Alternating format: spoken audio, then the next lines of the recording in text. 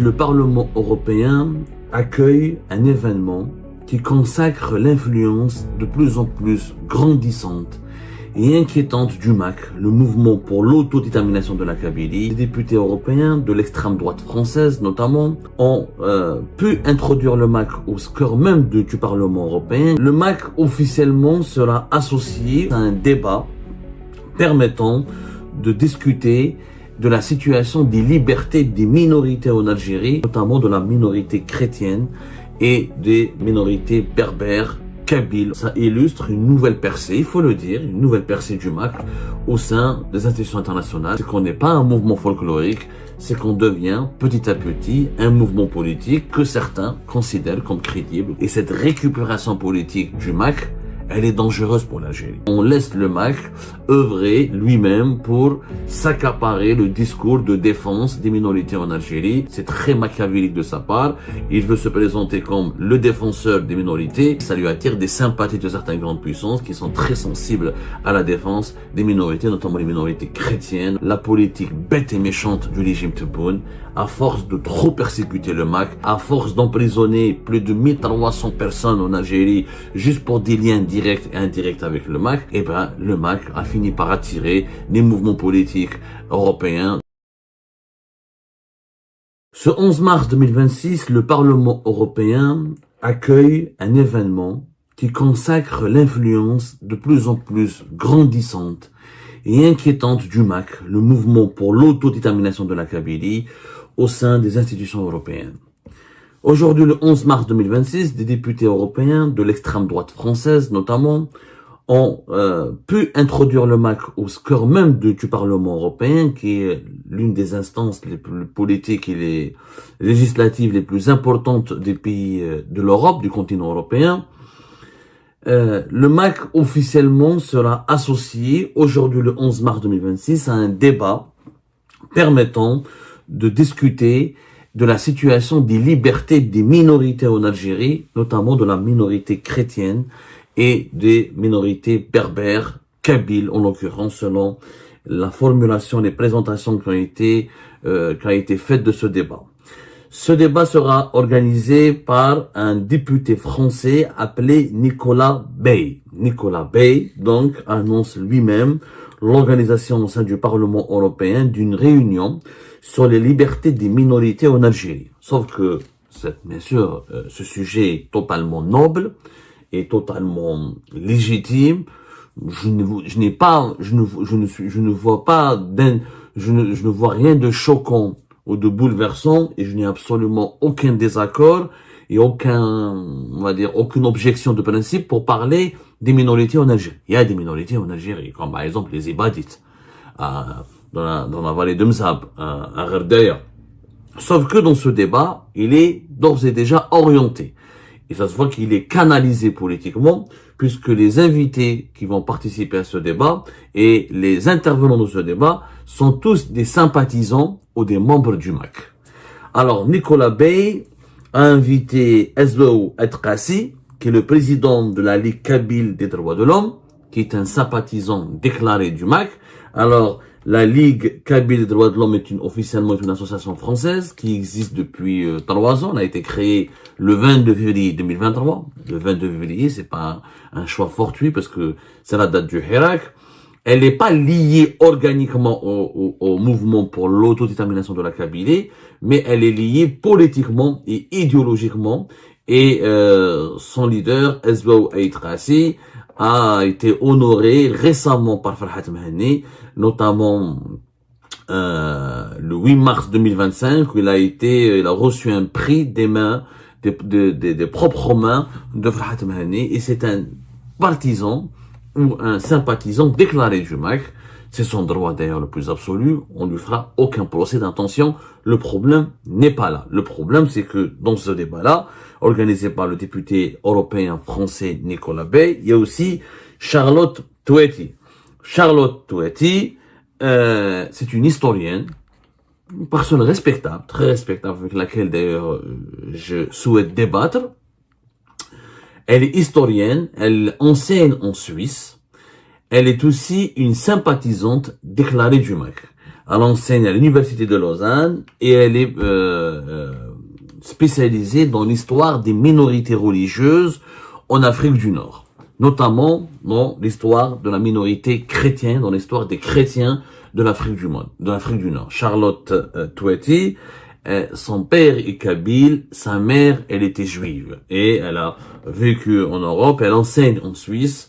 C'est une sympathisante déclarée du MAC puisqu'elle a participé le 14 décembre dernier à la cérémonie de déclaration unilatérale de l'indépendance de la Kabylie organisée par le MAC et elle avait même été invitée à l'estrade pour prendre le micro et faire un petit discours dans lequel elle s'était enthousiasmée de cette cérémonie et de cette démarche consistant à séparer la Kabylie de l'Algérie. C'est une sympathisante déclarée du MAC, elle ne le cache pas ses opinions. Et ce n'est pas vraiment ça le problème. Le problème, bon, dans ce débat-là, il y a aussi Yann Bali, président de Chrétiens Solidarité. On aurait aimé que dans ce débat-là, il y a d'autres voix qui incarnent d'autres tendances, qui illustrent d'autres sensibilités et qui pourraient avoir d'autres points de vue aussi sur la situation des minorités en Algérie ou sur le concept de minorité en Algérie. Ce débat, en réalité, il est monopolisé dès le départ par les voix du MAC, deux sympathisants, deux personnalités liées au MAC et qui ont participé directement à la démarche d'une déclaration unilatérale de l'indépendance du MAC. Et l'organisateur de ce débat, son identité, elle est éloquente et elle indique aussi un certain positionnement politique et idéologique, puisque Nicolas Bey était l'un des membres du Front National depuis le début des années 90. Il est député européen depuis 2014. Il est depuis 2022 l'un des compagnons d'Éric Zemmour, la figure de l'extrême droite française. Il avait quitté le Rassemblement national pour lequel il avait milité. Il travaille comme conseiller régional de la région de Haute-Normandie depuis 2010. Et au sein du Parlement européen, il co-préside le groupe Europe des Nations et des Libertés. C'est un groupe qui regroupe les mouvances et les partis de l'extrême droite européenne. Et c'est un très proche d'Éric Zemmour et c'est lui qui organise ce débat avec sous l'égide d'une autre figure de l'extrême droite française qui s'appelle Marion Maréchal. Il était très proche, c'est le collaborateur direct de Marion Maréchal.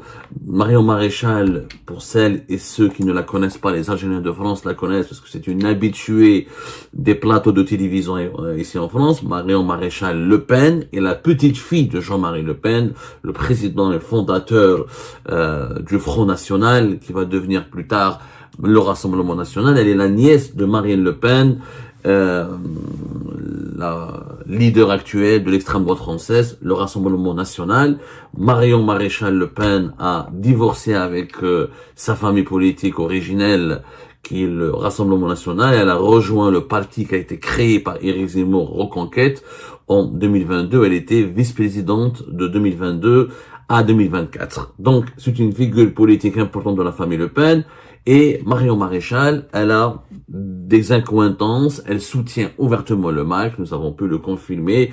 Elle a des relations personnelles avec des dirigeants du mouvement pour l'autodétermination de la Kabylie et elle soutient la cause du MAC et elle œuvre pour la promotion de la cause du MAC au sein des institutions politiques françaises et au sein des institutions politiques européennes. Selon nos investigations, au cours de ce débat qui sera organisé aujourd'hui au Parlement européen, il y aura les députés de 5 pays européens qui vont participer, qui ont répondu à l'invitation des organisateurs, de Nicolas Bey, sous le lobbying de Marion Maréchal. Et Farhad Mhenni, le leader du MAC, lui-même, il est attendu aujourd'hui au Parlement européen à Strasbourg. Et plusieurs autres cadres dirigeants du MAC vont y participer. Un dîner est aussi prévu pour clôturer cette journée, pour mettre en relation les militants et leaders du MAC avec les députés des mouvements d'extrême droite européenne. ça illustre une nouvelle percée, il faut le dire, une nouvelle percée du MAC au sein des institutions internationales. Je rappelle que le MAC, déjà à la fin de l'année 2025, on en a parlé, il a été l'invité d'honneur du Parlement britannique. Rappelez-vous de l'émission que nous avons réalisée le 27 novembre 2025. Le MAC a l'honneur au Parlement européen, au Parlement britannique, et candidat aux accords d'Abraham avec Israël, puisque à cette époque, nous avions parlé de l'événement qui a été organisé par la Henry Jackson Society, qui est un puissant think tank basé à Londres, et qui c'est un acteur d'un puissant appareil de lobbying en faveur de la politique étrangère transatlantique. Il avait organisé à l'époque au Parlement britannique un événement où le MAC avait été mis à l'honneur, etc. Organisé d'ailleurs, co-organisé par un groupe de pression pro-israélien dans le but de convaincre les autorités américaines et les autorités des pays alliés des États-Unis d'Amérique de favoriser le MAC, de se rapprocher du MAC et d'offrir une reconnaissance au MAC en l'intégrant aux accords d'Abraham, en élargissant les accords d'Abraham à des entités non gouvernementales ou politiques non étatiques qui ne sont pas encore reconnues par la communauté internationale, et les associés ou les associés des accords d'amitié et d'alliance avec Israël. Ça a été déjà un événement dangereux en soi, puisque le MAC avait atteint un niveau d'influence inespéré, inédit dans son histoire. Jamais le mouvement pour l'autodétermination de la Kabylie n'avait réussi à atteindre ce genre de fréquentation de lobby puissant quand on parle de groupe de pression pro-israélien, quand on parle de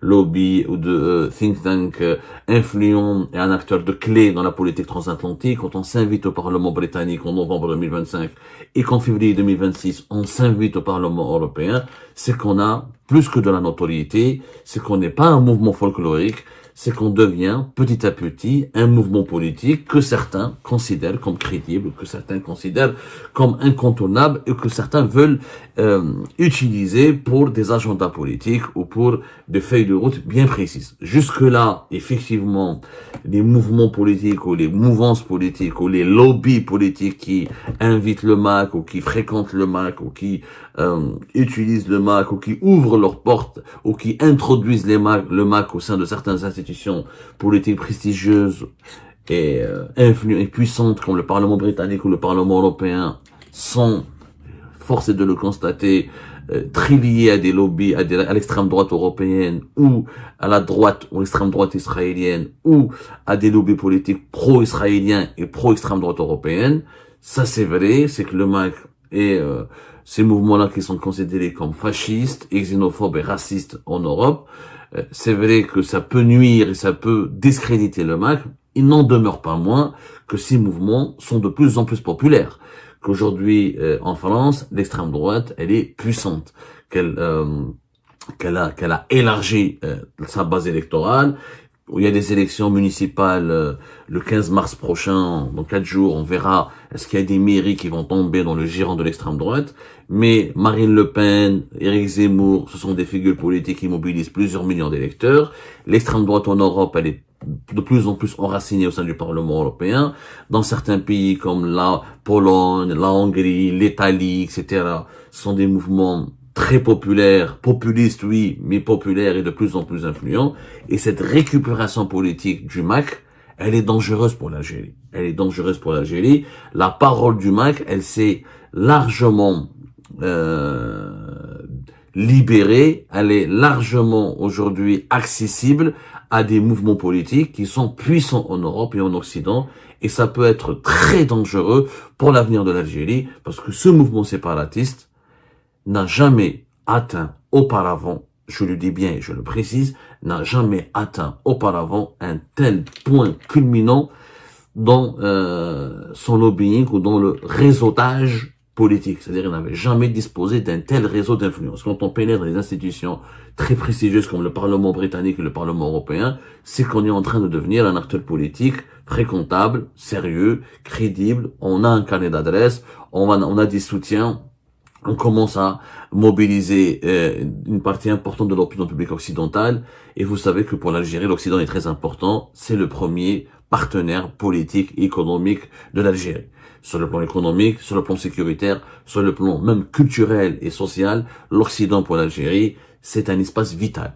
Toutes nos relations, tous nos intérêts, que ce soit économique, nos exportations, nos importations, nos échanges économiques, nos échanges commerciaux, l'immigration algérienne dans les pays européens, dans les pays occidentaux, les coopérations sécuritaires et politiques avec les pays occidentaux sont déterminantes et sont indispensables pour la sécurité et la stabilité du pays.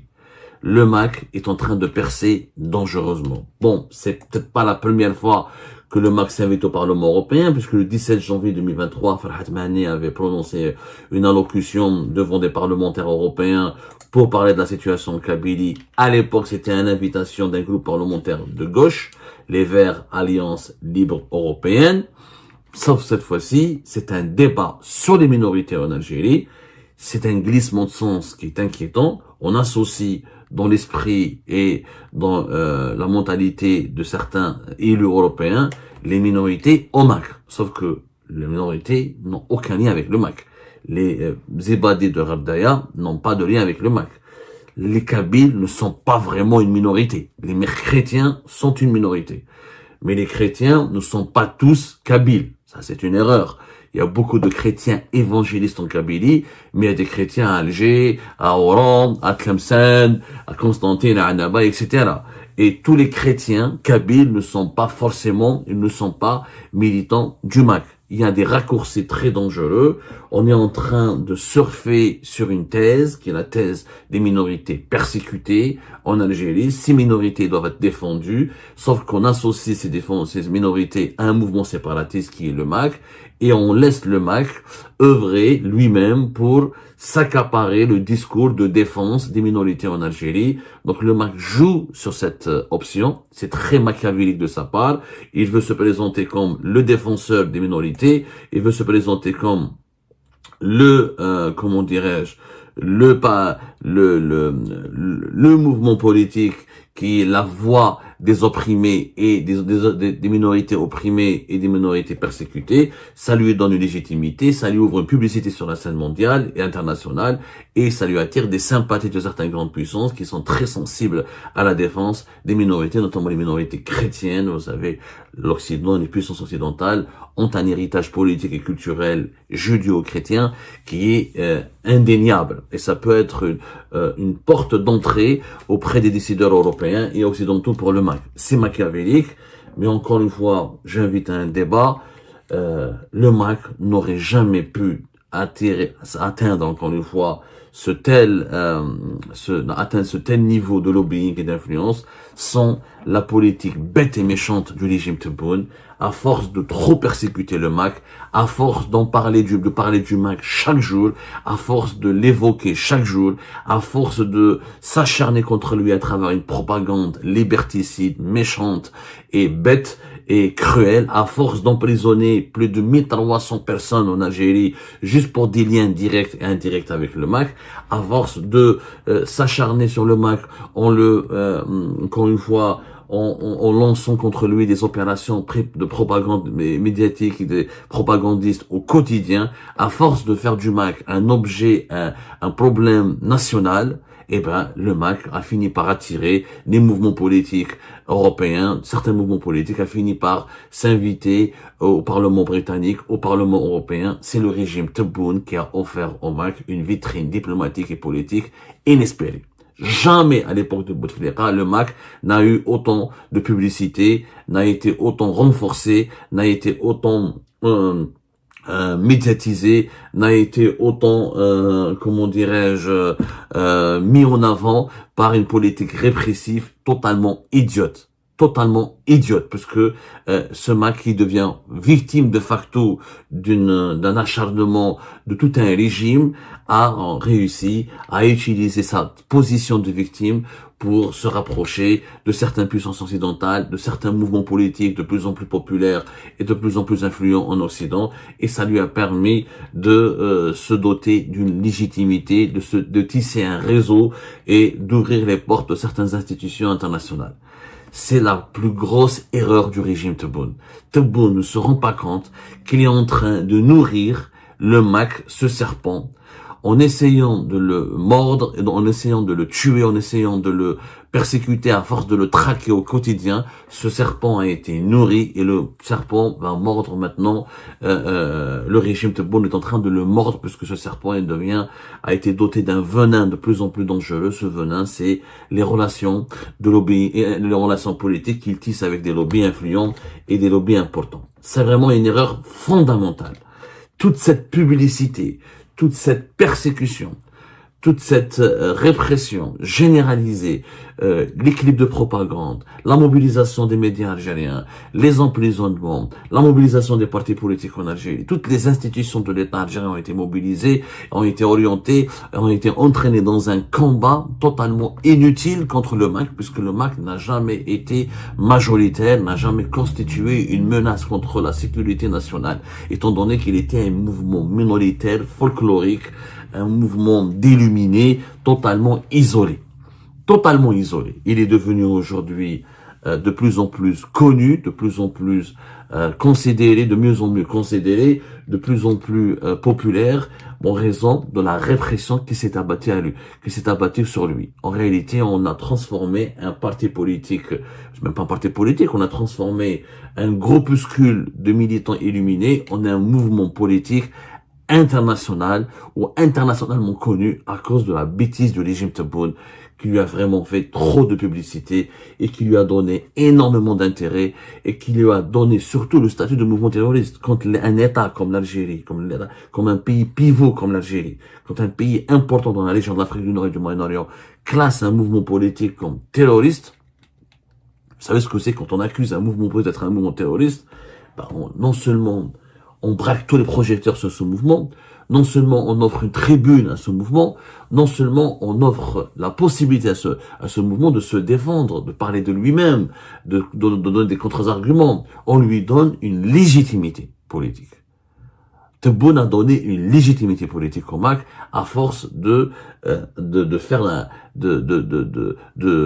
mélanger entre la lutte contre le mot. Il y a une grande confusion en Algérie, confusion qui a été sciemment entretenue entre la lutte légitime contre les projets et les idées séparatistes et radicales et l'acharnement aveuglé qui a donné lieu à une sorte de mise en valeur, franchement, une sorte de mise en valeur et de promotion de d'un mouvement politique qui était naguère ultra minoritaire et qui devient aujourd'hui de plus en plus connu et de plus en plus promu et de plus en plus suivi sur la scène internationale.